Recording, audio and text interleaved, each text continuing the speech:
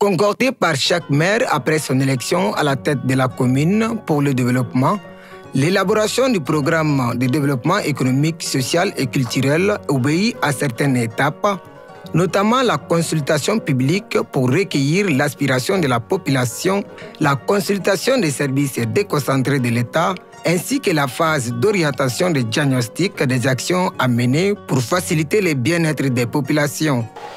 C'est un outil de travail des collectivités. Ça permet de donner une orientation, une vision au développement de la commune. Donc c'est généralement un programme de développement pluriannuel, ça s'étale sur 5 ans. Et c'est élaboré en concertation avec toutes les couches de la société, de la collectivité qui s'intéressent au développement de la commune. Et tous les secteurs du développement sont concernés par le PDSEC. Chaque fois qu'il y a une nouvelle équipe à la mairie, le maire et ses conseillers font ces programmes-là quinquennat pour les 5 ans qu'ils ont à faire dans la commune pour le développement social, culturel, économique de la commune. Voir l'objectif que une commune, le maire et ses conseillers veulent atteindre, c'est à travers le PDSEC. Souvent, le PDSEC est consulté et souvent même procédé à son actualisation chaque année pour pouvoir le mettre en conformité aussi avec les données nouvelles aussi.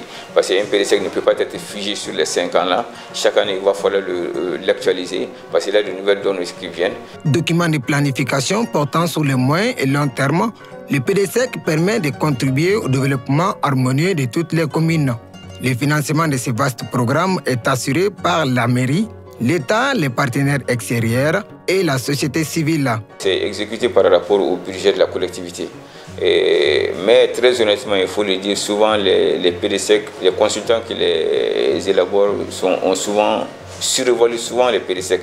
Souvent, tu vas trouver que les PDSEC sont à coût de dizaines de milliards, 19 milliards, 20 milliards. Souvent, ils méconnaissent un peu les ressources propres des collectivités. Comme toute autre commune, si tu vois qu'on veut sortir pour aller à l'extérieur voir chez les Blancs, c'est à travers le PDSEC qu'ils ont mis en place. C'est pour le développement de la commune. Il faut aussi que la population s'intéresse, vienne aussi à l'information. C'est une méconnaissance. Il faut vraiment une large information, une large consultation aussi, pour que chacun soit au même niveau d'information par rapport au PDSEC. Le programme quinquennal du développement économique, social et culturel est mis en place pour le bien-être des populations. Malgré cette réalité, certains citoyens ignorent l'existence du PDSEC. Vous êtes la personne, le seul journaliste à nous poser cette question, nous demander qu'est-ce que ce programme-là. Voilà. Moi, ça me fait plus de 40 ans de résidence à Defebgou. Parce que les maires que nous avons eus, qui ont passé successivement dans cette commune-là, mais pratiquement ils n'ont rien foutu.